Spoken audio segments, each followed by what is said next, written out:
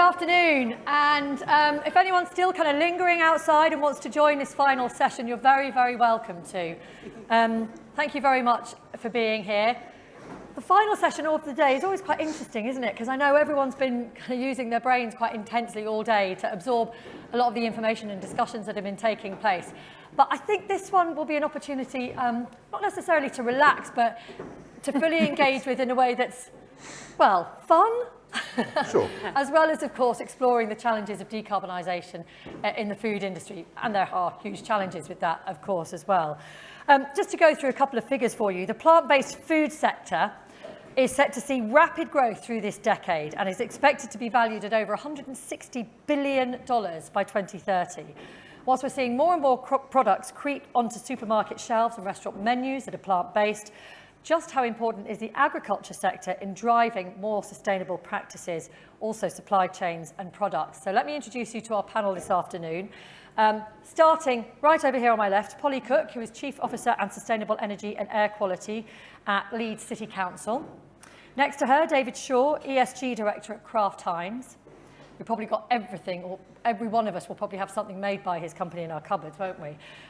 Next to David is Faith Thompson, who's Director of District Eating, and we'll explain a bit more what that organisation is all about. And then Ben Scott Robinson here, co-founder and CEO at the Small Robot Company. Thank you very much for being here with us this afternoon. I hope you enjoyed our plant-based food that we provided for you earlier, which is provided by the catering company here at the Science Museum.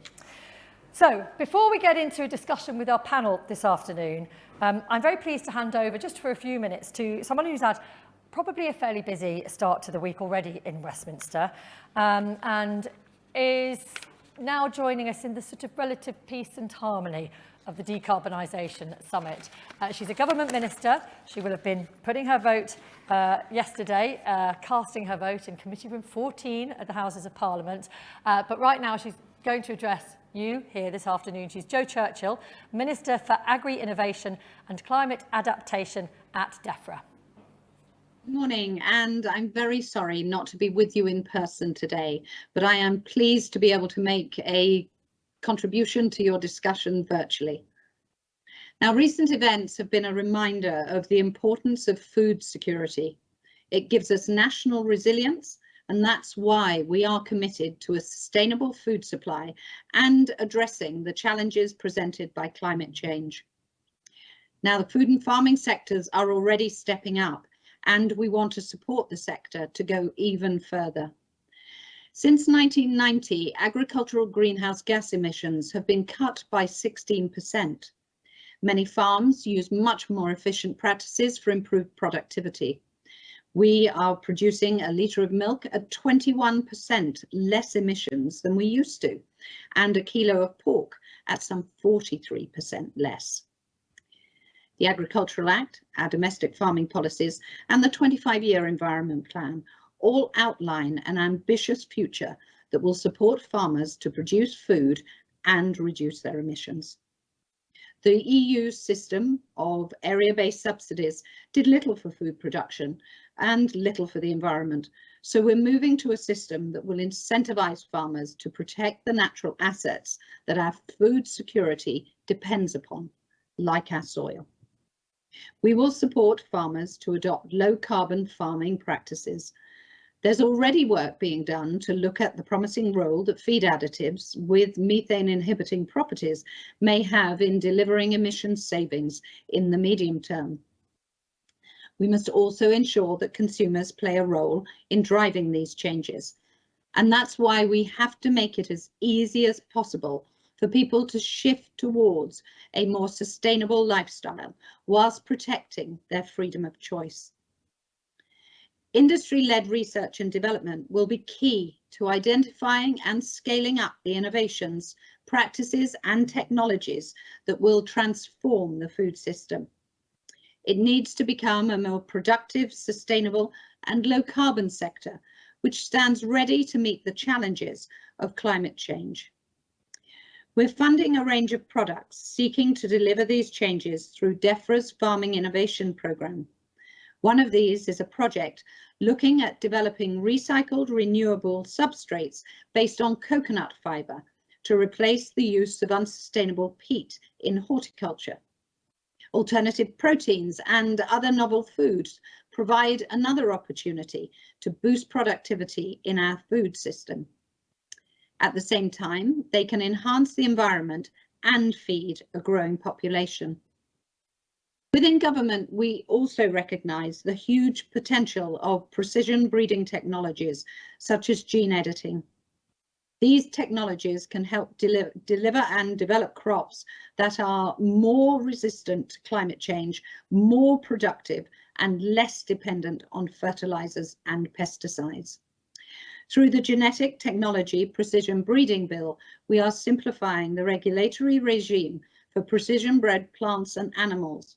We want to make it easier to conduct research, bring products to market, and place the UK solidly at the forefront of a more sustainable and environmentally friendly agricultural system, whilst also bolstering our food security. Our up-and-coming food strategy will build on all these areas and more. It will go further to outline the opportunities to create a food system which is built on a welfare-driven and sustainable agricultural sector, which delivers diverse, healthy, and affordable food, and that looks to the future, supporting a long-term food security and safeguarding the environment. Now, this event today is an important chance to consider these paths and to discuss other opportunities to decarbonise the food system. I look forward to seeing the outcomes of what I hope will be exciting and innovative discussions. Thank you once again, and I hope you have a great day. Well, thank you very much to Jo Churchill, and I'm sure we can send her a recording of the panel this afternoon to help inform her in some of the challenges that the food industry is facing. Very interesting, food security came up twice there, which is something that we will certainly talk about given the current global situation. But we could start almost anywhere here. It's such a vast subject. Can we start with biodiversity? And I'm looking at you, Ben, because you work in the agriculture sector. You come really more from a tech background, but you will be well aware of the kind of challenges involved in decarbonising agriculture. How much reform do you think is needed in terms of reorganising agriculture, and how much is possible? So I think that I come from a position of looking at cereal crops, so the crops that are grown across the largest number of fields, the biggest area, and under really the sort of the fundamental things for allowing us to be able to eat. And I think there's a huge opportunity within the cereal sector to move from a system which is quite bad at sort of emitting sort of carbon and CO2 equivalent gases to ones that are actually sequestering it and storing it. And I'm sure this is going to be something we'll talk about quite a lot today, is by moving to a process which is more regenerative. So by focusing more on the soil and the benefits that the soil can provide, not just in terms of growing the crop, but also in terms of taking carbon dioxide down from the environment, from the atmosphere, and putting it through into the soil. And that's something which is very doable. It's something that a lot of farmers are starting to do now. It's certainly a big driver from what we're doing at the Small Robot Company. But I think that to encourage farmers to do that and to push them into a situation where that becomes the desirable route to go down, then it really has to be a drive from consumers to be able to move that forward. I'd like to talk about how much consumers drive this, but just tell me about what the small robots do. I'm very curious. So we are providing a service of robots for cereal farmers, so farmers who produce wheat and oats and barley and things like that. And the service of robots basically allow farmers to farm at a per plant level. So to literally have an ongoing near real-time view of every single plant in the field, whether that's a crop plant or a non-crop plant, and to be able to look after that plant individually across the season. So it means that you cut out absolutely all the waste. You have the option of, for example, of being able to decide whether a non-crop plant is a weed, is going to threaten your crops, so therefore you have to kill just that plant. Or if you leave it alone, it's actually going to benefit your crops. And by doing that, you can save 90% plus of the herbicides, for example. And by understanding how the crop plants are distributed in the field and what they need, you can save up to 60% of the nutrients that are going there. So we have produced this service of robots called Tom, Dick and Harry. Tom is the monitoring robot that goes out into the field and drives up and down and monitors the crops, as I say, on this sort of near real-time view. And then Dick is a robot that goes out and acts on that data, so either sort of providing nutrients or killing weeds using electricity, or looking after the crops and avoiding fungal infections and stuff like that. And then Harry is a planting robot, which then goes out and precisely plants the seed in the ground. That's amazing. So technology definitely provides some solutions to the whole decarbonisation project. Completely. Can I just ask, how long until we see an electric combine harvester in our fields? I know there are electric tractors, but... So that's a really good question. So when we first started, we went out to speak to farmers and find out what they thought was acceptable and not acceptable about sort of adopting robotics and AI in farming. And the thing that they said is not harvest. Not at the moment. You've got a long way to go before that's in place. Yeah. But the opportunities there are massive, because as soon as you can start harvesting on a per plant level, you can then start having fields that are not just a monoculture, but are made up of multiple different crops in the field. You can plant them in an algorithmic way to make sure you've got no two crop plants next to each other, so you don't get a spread of disease. And then if you can go out and harvest those in an individual way, then you're literally creating a meadow or a prairie type environment, which is exactly what the soil is used to. That's pretty mind-blowing. And biodiversity is so important in this whole discussion. And Faye, you know that. On a much smaller scale, tell us about the work you're doing. Oh, yes. So I do a few different things. I've got a business called District Eating, and we help to facilitate development of horticulture projects that use waste heat and CO2. So it's about building greenhouses next to where there's already heat and CO2 that's being wasted and going into the sky. So power stations, anaerobic digesters, industry is everywhere. Heat and CO2 is everywhere. Just build the greenhouses there. That's one thing. But then I've got another company, and we work with farmers, helping them to measure and manage their carbon and plan their decarbonisation journey, and to help increase biodiversity. And on the biodiversity front, one of the things that we're seeing is the farmers that are doing regenerative agriculture, they're planting wildflowers all around the edges of their fields, and some of them are planting strips into the middle, because the wildflowers attract all the beneficial insects, which actually sort the pests out on their own. And there's some amazing studies. There's a really good study from the States that showed, it studied 20 farms over a period of a season. Some were regenerative, some weren't, some were in the middle. And they actually found that the farmers that were doing regenerative farming had they had 10 times less pests in their field with no pesticides. And the farmers that were using pesticides actually had 10 times more, because they'd messed up the balance. And actually the net profit of the farmers doing regenerative farming was 78% more, because they didn't have the input costs. Yeah. How much work do you have to do to engage farmers with this kind of decarbonisation project? There's a massive shift happening in farming at the moment. It's huge, and it's happening really quickly. There's sometimes it's a pushing it an open door, and for others it's just too much. The average age of a farmer in the UK is 59. So, the younger ones, I think it's a bit easier, and they're more up for it. Yeah, fair enough. Yeah. So, David, you represent kind of big food, effectively. Just tell us across the board what you're doing, because obviously there's the products, but in terms of manufacturing, how much of a challenge is decarbonisation? So manufacturing is a relatively small part of the overall emissions that we would have as an overall manufacturer. So roughly, if we take into account the fuels that come from Scope 3, it's about 12% of our total footprint is from manufacturing. Actually, the bulk of it, and the bulk of most food companies, is going to come from agriculture. And it's this type of technology, these types of approaches that are here now and are very much the future that we need to head towards. Ultimately, from a global perspective, more than a third of our carbon emissions come from the food sector. So it's really sad that at COP26 food wasn't represented in any of the days, and it's one of the things we need to change for COP27 is food to have its dedicated day. It's such a big factor, second only to the fossil fuels industry. Now, the most amazing thing about agriculture being the cause or the problem that we're trying to deal with as a food manufacturer is it's also the solution. Like when we look at carbon sequestration, like you said, 80% of the carbon, terrestrial carbon that's within our planet is in the soil. And it's this biodiversity that drives it, the microorganisms that we have. 1 teaspoon of soil has about 6 billion microorganisms. And the minute you start to throw that environment in the same way that Faye's describing, you create this huge imbalance. And sadly, the industrial farming approach, the factory farming of the last 100 years, has contributed to the vast majority of the loss of biodiversity that we see within topsoils. So in terms of products themselves, how much are consumers driving now what you're producing? Well, I think that's probably one of our biggest challenges, which is consumer behaviour is notoriously slow. Whilst there's huge amounts of awareness when they think about environmental challenges, they typically think about ocean plastic. That seems to be the biggest challenge. And even when they have an understanding and a concern in that area, we don't always see the consumer behaviour follow.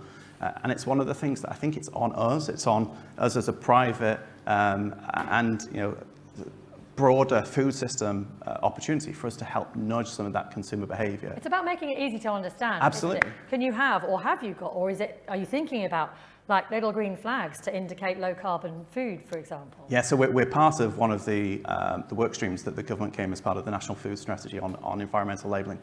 There's huge challenges because we have nutritional labelling on packets now that the data suggests consumers don't look at. And you look at the obesity levels in this country and it's clear consumers aren't acting on it.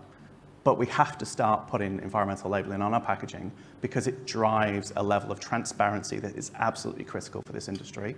And it enforces companies, big food, like you say, or all food providers to act on the output and the impact that they're having within the environment. Food for the masses. Is it possible to produce sustainable food for the masses, Polly, do you think? Because often when we talk about this, and I know it puts off like our audiences because you talk about organic grass-fed beef or locally produced fruit and veg, which is more expensive, or the perception is very often that it's more expensive. So how do you make green food accessible? Yeah, so I think as a local authority, we have an absolute responsibility not to talk about things that are exclusive and unaffordable. And so our focus will always be on how we make it a message that's deliverable and achievable by everyone. And also as a local authority, we are really careful about not saying to people, you must do X or Y, because the chances are people do the opposite. So it's more about giving people information, informing and nudging them. So, a classic example would be, we were talking earlier, weren't we, about spaghetti bolognese. You can put either meat alternatives, which sometimes can be actually quite expensive, but you can use things like lentils, which actually are quite a cheap alternative, and then have the lower carbon footprint. But I think one of the biggest challenges, and we found it as a council, is actually the data behind it. So, often people talk about the miles food has travelled, but actually that's really tends to be quite insignificant in terms of the overall carbon footprint.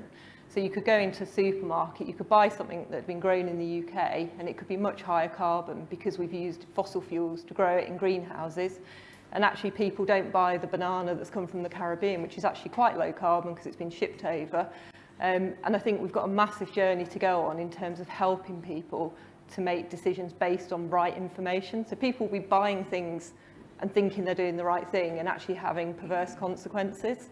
So I think, as a food system, we need to kind of up everyone's understanding and help people to do that. Yeah, Ben. So I think the conversation around whether or not you can make the food affordable for everybody comes back to the fact that actually a lot of the food system as it stands at the moment is massively wasteful. And it's massively wasteful because it's been converted into an industrial process. And whether that industrial process is the sort of massive fields producing cereal crops or, sort of turnaround of vegetables in sort of massive greenhouses, all those processes are limited by the sort of the technology and the engineering, if you like, that allow the fruit or the food to be looked after and picked. As soon as you get to a situation where you can start being a lot more precise with what you can do, you can radically change the economic balance of what's happening.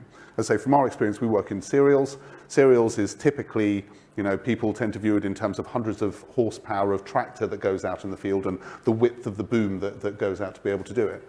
But the reality of that is that the cost, the amount of inputs that are going in there are maybe 4 or 5 times what they should be. and the amount of food that's produced is somewhere between 20 and 30% of what it could be. If you look at the theoretical sort of maximum yield for wheat, for example, in the UK we're one of the best, but we're still less than half of the theoretical maximum. If you look at the big sort of plain states farms in the US and Canada, they're sitting at somewhere between 5 and 10%. And if you're looking at the two largest producers of wheat in the world, which is China and India, they're sitting at somewhere around 3%. So there is a huge level that we can improve there. That might be a good opportunity actually to talk about food security, because I'm sure everyone here will be aware India, as you mentioned, has some kind of wheat export ban at the moment, haven't they, because of poor crops due to climate change in that country. So food security, very simply, does food security equal homegrown? Is it as simple as that? Anyone? Go on, David. So I'd like to take part of a step back, if that's possible, first. We talked a lot today in terms of cost of living crisis, and it's key that whatever we do on this journey, it has to appeal to the masses, it has to be affordable. But the reality is climate change isn't something that's going to happen when we get to 2040, when we get to 2050. It's here now. In fact, that's what's driving a lot of the cost of living crisis, is the inflation we're seeing, which comes back to food security and energy security. We have to act now. We have to find ways to develop it. One of the big challenges that is, certainly for a mass food producer, we deal with global supply networks. And there's a huge challenge from a decarbonisation point of view to start to bring that to much more localised manufacturing. That's a huge opportunity for us to think about the skills we need within our, within our wider population. Certainly farming, what else can we do to go to localised, community-led farming that can help redress some of that food security challenge? So can someone like you work with an organisation like FAZE? Yeah, absolutely. Little opportunity for you there, FAZE. I think that there are, one of the challenges we have when we have mass brands that turn out, we turn out best part of 1 billion cans a year out of our Wigan factory, is there's an expectation from a consumer around standardisation. There's an expectation from retailers about SKU rationalisation and having the minimum amount of SKUs that can do the maximum number of sales. But that's not necessarily good for the environment. That's not necessarily good for our decarbonisation and biodiversity journeys. We have to think differently around heritage breeds, small holdings, different types of opportunities for the future. Fascinating. I know of a project in Leicestershire at this place. It's a community-supported agriculture scheme, and it was just a standard agri-desert field, as we call them. It's just an empty field, maybe had a few sheep in it sometimes. These people took it over, and they've planted this massive diversity of crops in there. There's 2 businesses in there now doing different things. They've been growing beans, and they've been making homemade baked beans for schools in Leicestershire, and out of heritage haricot beans. Fantastic. Yeah, and small rival to David's. Yeah. We welcome all rivals in that space. Beans is such a good superfood when it comes to both it's as a crop, but also nutritionally for. Actually, that's a good opportunity to talk about meat. So let's address the meat issue. Can you eat sustainably and have meat in your diet? I don't know how many people here are vegetarian or vegan. Anyone want to? Polly, do you want to start off on that one? No, so I am vegetarian, but as a council, the message that we would say is eat less meat, but eat better quality meat and know where it's coming from, and know the impact that it's having. So understand that supply chain, and obviously people might choose to go fully plant-based and potentially could have a better carbon impact, but there are parts, I think Faye would say, of regenerative farming where actually we do need animals as part of that process. So I think there's room for balance, but I think if everyone were to make a shift and reduce a number of days a week, actually the impact immediately would be fairly significant. So I think there's some concern around some of the movement towards plant-based foods that are happening at the moment, because in a lot of cases, or some cases, the foods that are being produced are ultra-processed. I did want to get onto that actually and talk to our friend from Kraft about that, but I'll let you do it. And use ingredients which aren't necessarily from the best sources. Yeah. An example of a US-based plant-based burger company who use a particular type of soy that's been especially genetically modified to produce the taste and mouthfeel that's necessary for a burger. That ultimately I'm not sure is aligned necessarily with a lot of the views around sort of adopting plant-based food. From a farm perspective, if you want to have a regenerative farm, if you want to have a farm that's locking 2 tons of carbon into the soil every hectare every year, you need to have ungulates. You need to have animals which are, trampling the plants so that they encourage them to grow properly, that are, sort of pooing effectively to be able to sort of pass all that nutrients back into the soil, and as part of a really wide and diverse rotation to make sure that those soils are growing as they Is that possible outside of a meat and dairy industry? Can you just use the animals for that purpose? So I think there's been some fascinating work that's gone on from some ag tech companies looking at how they can bring a particularly beef and sheep back onto arable farms. And there's a really exciting project in the US looking at how how chickens can be brought back into a field. And I'm a robot person, so I love it, but it's basically a massive, slow-moving chicken coop that goes across a field and has been bought recently by Purdue Foods over there, which is a sort of well-respected, high-quality food company. And what they're doing is essentially mechanizing or robotizing, if you like, what should happen naturally in a field. And the outcomes are fantastic, both in terms of the quality of the eggs and the chickens that are produced, but also in what's happening in the field and the crops that are coming out of it at the end. Freya, have you got something to say on this? Yeah, I'm interested in the scale thing as well, because I think there's certainly a place, we've got all these people to feed for like large scale, but I'm really interested in what happens if you have lots and lots of small scale places. So like the CSA I was talking about again, if you look at the volumes of produce and the diversity of produce that comes out of that place, it's really, really high compared to other fields, and the numbers of volunteer hours and jobs created and economic activity that comes out this tiny 4 acres is huge. And the animal welfare is really high. The biodiversity is off the scale. After 4 years, there are great crested newts appeared in like a pond. So, I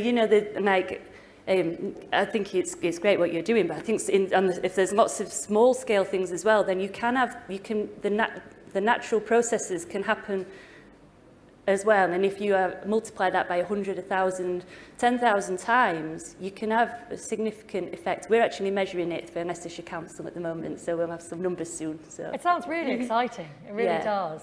I mean, I do want to address this issue of the amount of processed plant-based food that's being marketed now in big supermarkets from companies like yours, and you look at the list of ingredients on them, and if I'm thinking about my gut health or my overall health or obesity issues, whatever it is, we know that ultra-processed food is not the answer. A far better answer, certainly some experts would say, would be, a good quality piece of meat and 2 veg. So how do you address that? Firstly, I fully agree with the approach from a meat point of view in terms of higher welfare, locally produced. There's a huge amount of value in that. But unaffordable for many, many people. Yeah, absolutely.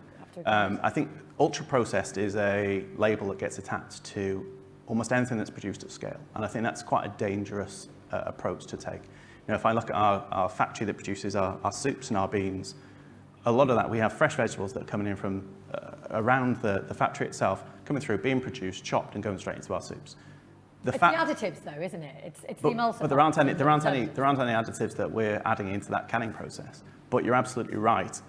As a broader approach, particularly in the meat replacement market, there is a huge amount, and dairy replacement, there is a huge amount of additives that are being added. For us, the standards that we apply on our current lineup should apply to all of our meat replicas as well, and plant-based alternatives.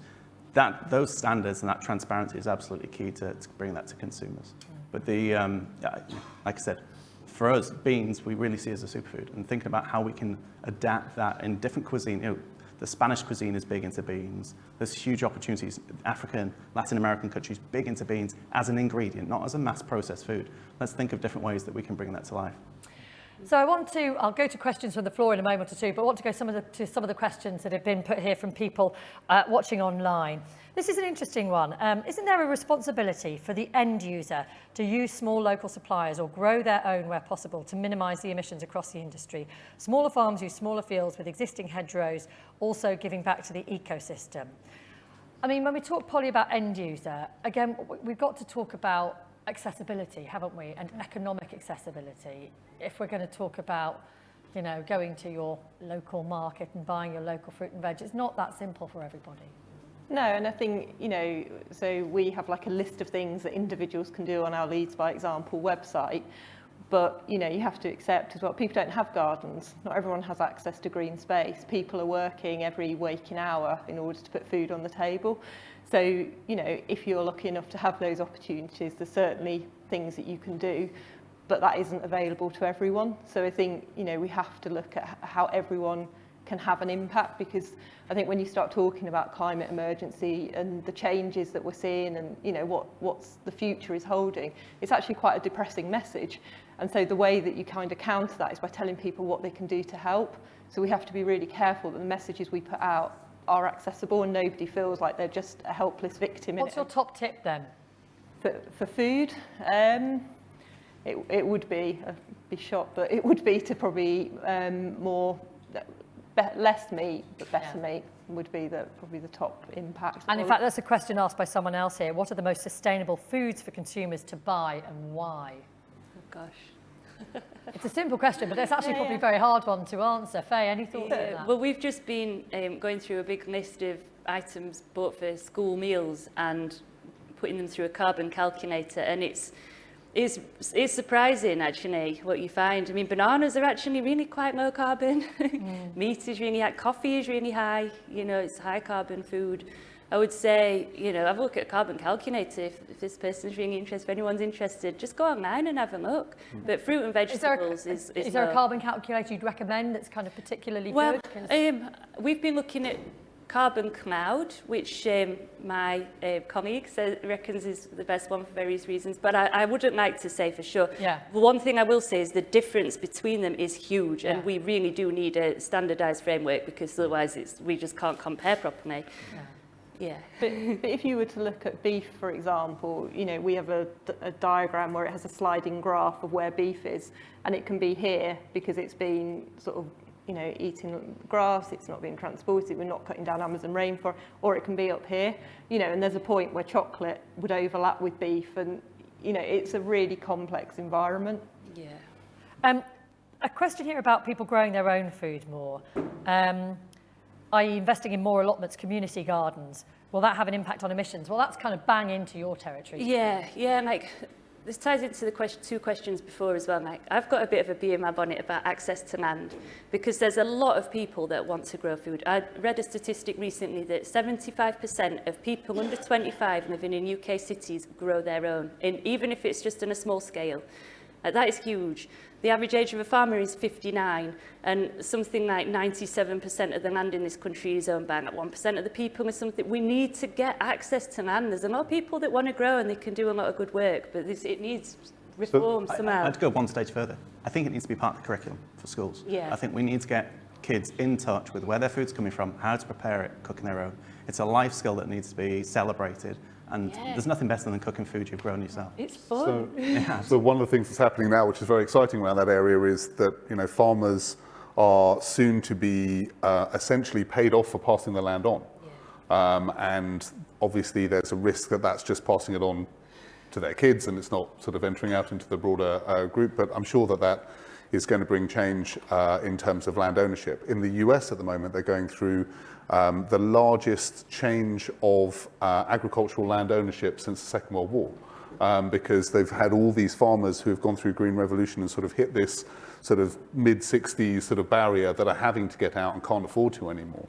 And unfortunately, a lot of that is obviously being bought up by large companies, and, you know, sort of, but there is also a big drive for, you know, sort of collectives to buy up land for more regenerative farming, for stuff that's more community driven as well. Yeah.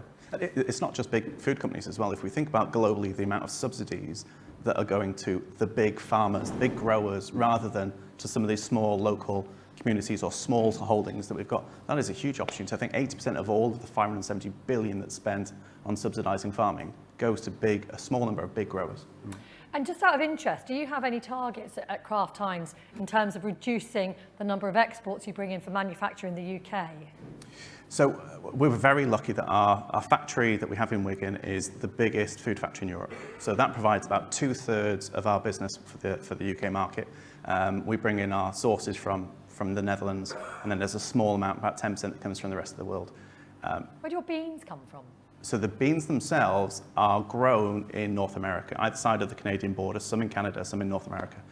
So we ship them across dried, and we then put them through the canning process. Can we grow beans here that are kind of standard Heinz beans? So we've had a number of studies, and we've been working with a couple of universities recently to see if we can do that. Right now, we think the climate's too wet in October when it needs to be harvested. It's similar in some ways to some of the wheat crops, but it is something that, who knows, with climate change could present another possibility. But it's something we're keen to explore, absolutely. Okay. Go on, Ben. Well, just on that note, I mean, beans, legumes, etc. When you include those into the arable rotation, they also lock nitrogen into the soil. They are fantastic to balance out sort of the wheat and the sort of the extractive nature of some of the cereal crops. So they're really, really good for that. Yeah, and in fact, we work with some of the No, carry on. No, I was going to say, we work with some of the farmers in Saskatchewan on starting to work with them, and that's exactly why they grow them, as well as being able to sell them to large companies. But they have their soil quality is so poor that they've been forced into a situation where they've had to be regenerative in their thinking, even though they don't like to call it regenerative because that's, what other people do. So that's why they've had this much broader sort of rotation in what they're growing, which is really good. You said you were a robotics guy, but you clearly do know a bit about agriculture as well, don't you? Right, we've got a few minutes left, so I'd like to open it to the floor. Scott, are you going to ask your own question? The man with the mic. A little bit of a microphone hog first and ask the first question. Around this time last year, I wrote an article on Seaspiracy, which was a massive Netflix show, and previously there was Cowspiracy as well, that got everybody thinking about dolphin-safe tuna, the pollution in the sea, and what we trust in what we eat and how it affects the planet. I guess two parts is how important is framework and benchmarking and certification, which I guess leads into policy, but also what are the quick wins for a consumer that is now thinking of just putting food on the table, and that's as far as their thought process goes? Well, I feel, David, the question about sort of benchmarks and certification is probably one for you. Yeah, I think we've touched on regenerative agriculture, and I would like to think that most of the big food companies that you I guess labelled us with are right now committed to finding ways to advance their agricultural methods to become regenerative.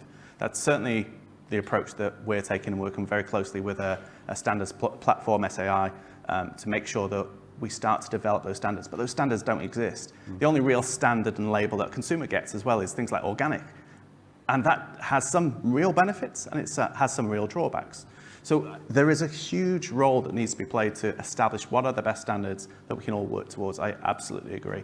But I guess it's finding that broad consistency. This is where it goes beyond us as a manufacturer, even ourselves as a value chain, and it really requires a full coalition, full whole system review for the sector. And that's something that we really want to drive, and we're trying to work with some of our peers to make sure that that's the case. And the wins you wanted to talk about? Yeah, for a consumer that's thinking of just putting food on the table, like what can they then look for those wins? So I've been banging the beans drum a lot, and it's not a self-serving interest, I promise. We have beans in a can, obviously, but beyond that, beans are an incredible crop. We don't use them enough in the UK as a raw ingredient, thinking as both as a fantastic, affordable crop, but also something that's incredibly nutritious, and talking about reducing our protein intake is incredibly good from a protein point of view as well.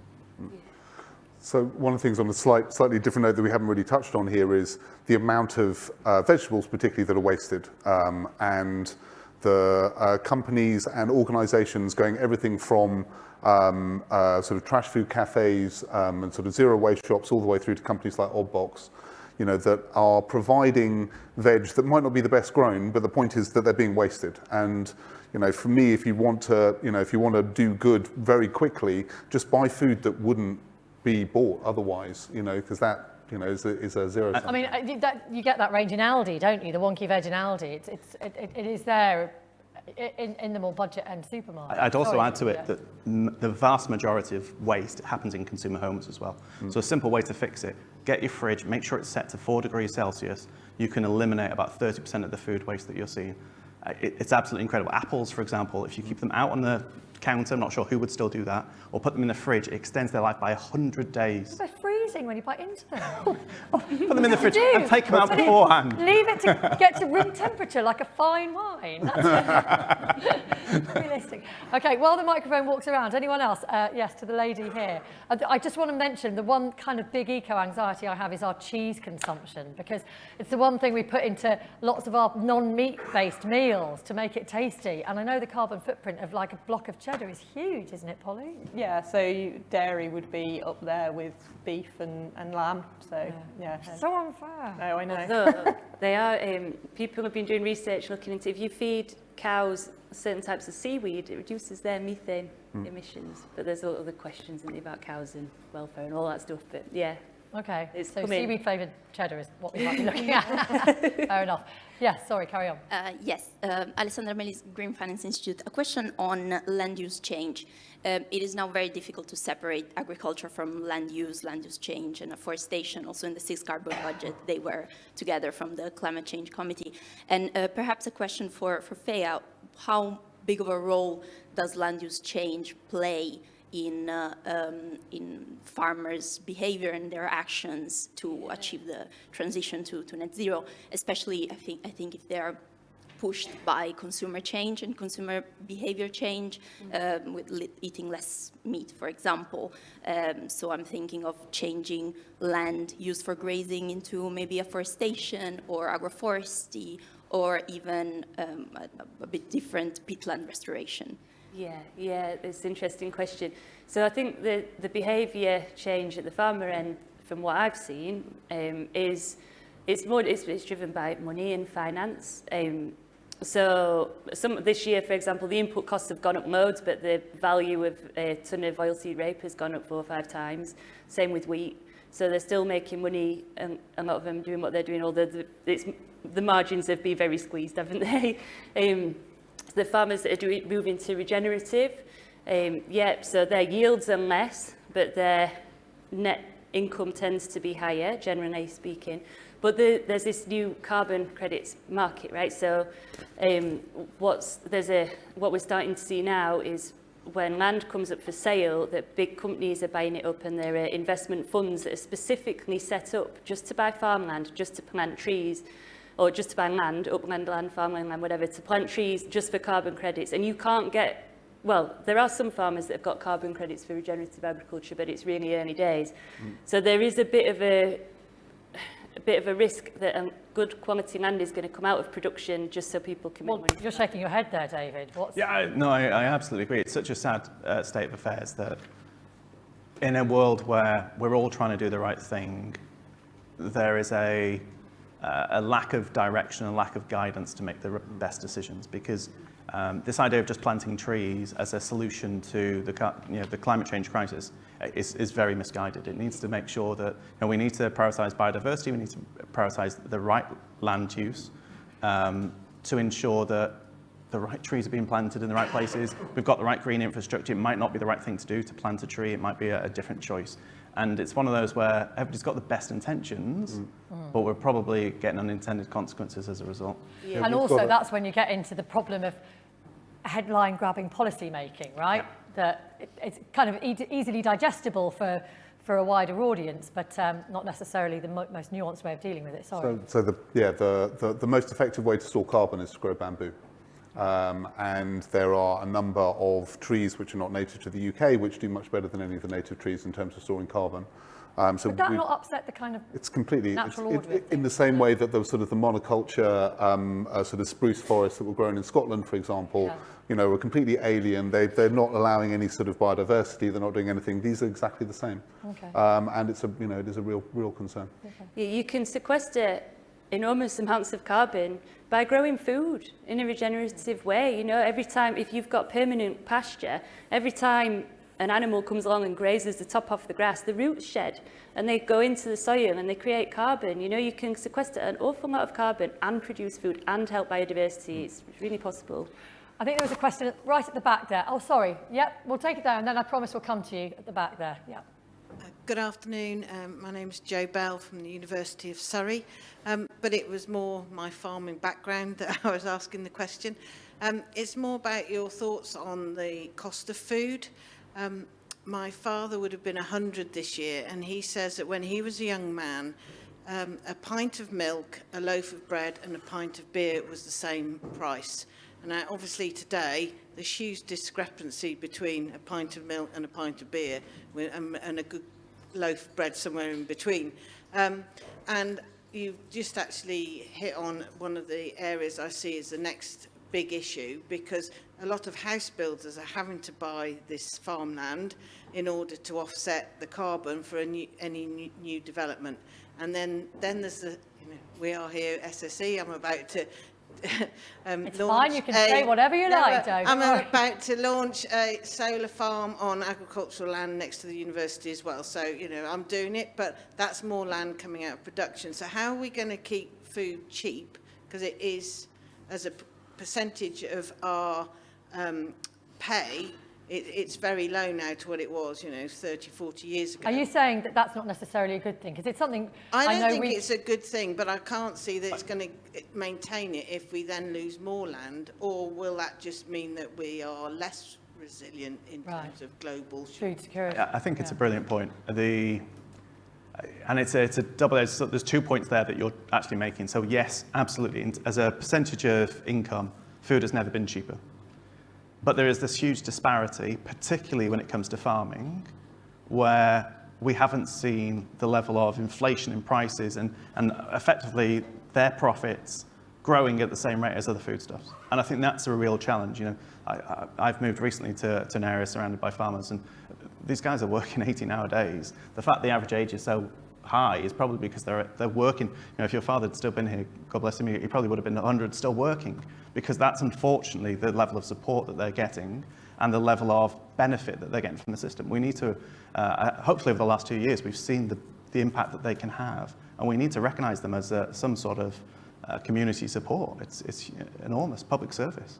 And Polly, from your point of view, if food prices have been kept artificially low to an extent, how do you help consumers, particularly on low incomes, manage price rises, but also get their heads around the fact that maybe this is inevitable and irreversible? I don't know. Yeah, it's really challenging because, the people who were already struggling won't have things like food waste. So the people who probably could afford food and probably can still afford it might start to cut by being a bit more careful, not having the consumer waste we talked about. But it's not going to help those who literally are struggling to put food on the table. And we've seen a massive rise in people contacting us, asking for support, food banks over COVID, moving towards more food pantry models where people pay £5 but maybe get £20 worth of food.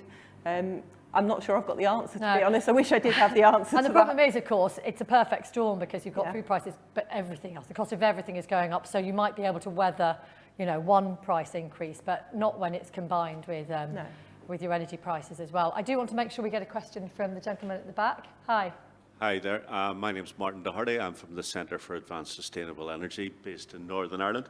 We work with a number of universities across Northern Ireland. One of them is Agri, Food and Biosciences Institute. But one of the things I would like to say, I think with a degree of caution, there will be a biodiversity of solutions for farming, I should have put it that way.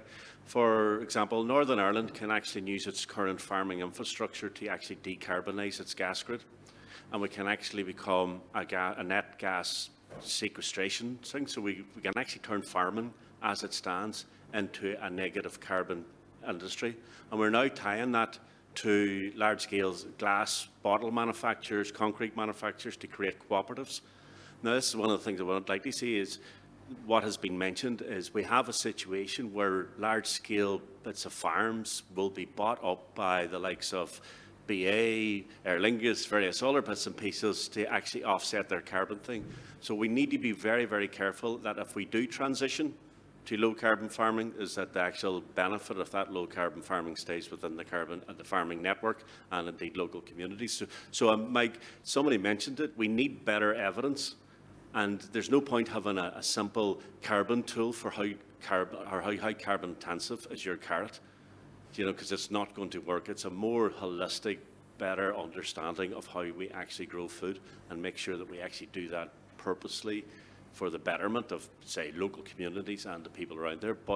And we can work, we're using farmers, well, a lot of the solutions will be based in and around cooperatives. And, you know, for example, Ireland started out collecting cooperatives as far as to use milk to make butter and cheese. We're now one of the largest exporters of dried milk products or baby food around. So you can't switch that off.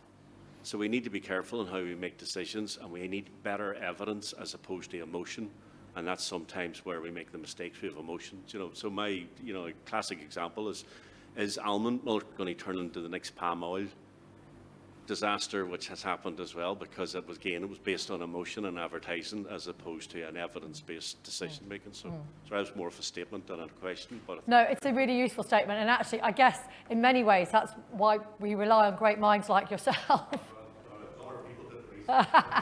Well, whatever, but the industry that, you know, educational and institutions that you represent, to feed that kind of information and exploration into the whole debate. A question to you, you're a broadcaster. How do we improve, how do we make it easier for you to broadcast that? Because, I mean, there is the blood on the carpet element of broadcasting. Like, I'll not accuse you any more than anybody else is in that. So therefore, that's one of the difficulties. We've condensed everything into a communication thing of 140 characters on a tweet. You can't get that level of sophistication across. How do you play your role in the behavioural change, which is utterly necessary for the people of this country, this planet, essentially? Yeah. And understand that you have a role in playing that. It's a massive challenge, and I think particularly, and I'm aware we've gone over time, but particularly in the in any debate around sustainability and climate change, it becomes very binary very quickly. And of course, broadcasters love binary news because they love a row and they love drama and they love, you know, the kind of theatre that creates, and you do lose the complexity of the argument. I mean, I suppose I will defend what we do at 5 Live just very briefly. We did a big project all last year called Leeds City on a Mission, where we went to Leeds to look at loads of individual projects that were taking place in that city in its kind of journey towards net zero, and really focused on telling that story in a way that was accessible to an audience that doesn't necessarily have a huge appetite for a subject like that. But it is a massive challenge, and I'm not saying we by any means got all the answers to it. I suppose I'm aware of it. I would say a lot of our presenters are, but we're definitely guilty of inflaming kind of slightly nonsensical debate. I will hold up my hand to that, where the kind of nuance is lost. So, we cannot let guilty. net zero be the new Brexit. Like it just must No. be. And this is where the whole debate around meat within, and this is what so often comes down to, it's meat or electric cars. That's what people want to talk about. They love it. And it's either I can't afford an electric car, it's nonsense, or I don't want to give up meat, you know. So, yeah, there's a lot more to it than that. I think it's useful to hear that feedback. I think on that point, one way of like sending almost the green story to people who wouldn't otherwise be green is it's the food security issue. Yeah. I think it strikes a chord.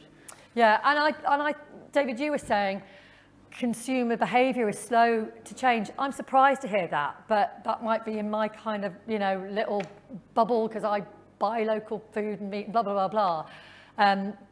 Particularly in packaging and things like that, but that's the visible, I suppose, expression of the carbon footprint of food. And so it's maybe easier to kind of get to grips with a bit. Anyway, look, I'm very aware that we've gone over time, and I'm really sorry because probably many of you have places to go to.